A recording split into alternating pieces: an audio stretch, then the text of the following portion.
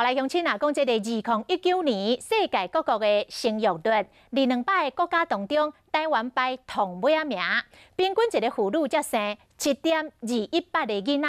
所以，这个各地方政府为着要鼓励生囝，是补助再补助。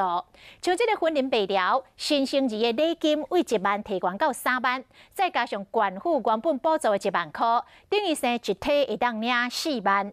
虽然目前领上多是台东的池上乡有7万块，但是池上是分作5年分期内新领，所以白疗目前是全台湾做一届会当领上多乡镇。小朋友咧耍跳街啊，踢毽子，莫有真古锥。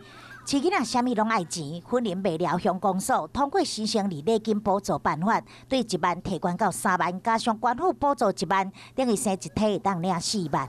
少子化吼，来鼓励在生女孩子多生小孩。但是补助加码，感情才有成效。本来可能预计就会生啊，只是如果有多这些补助的话，会增加那个生育的意愿。还未结婚的感觉袂歹，但是嘛，承认讲，不管是不是补助咧，本来就想要生囡仔。如果你唔生，要生几个啊？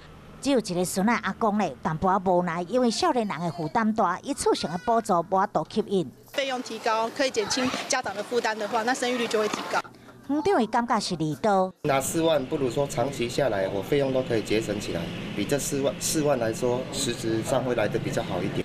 这位新手爸爸伊认为讲，加1.仔公立的幼儿园生学费比起生育补助较实际。未了乡因为6轻的关系，补助嘛比其他乡镇较多。本地人若是迁出户籍，佮要迁倒来，必须要大班1档；外地人咧，就要大班2档，而且佮要有厝，嘛必须要面对未了环境的问题。4万块是不是当提悬生育率，也佮需要观察。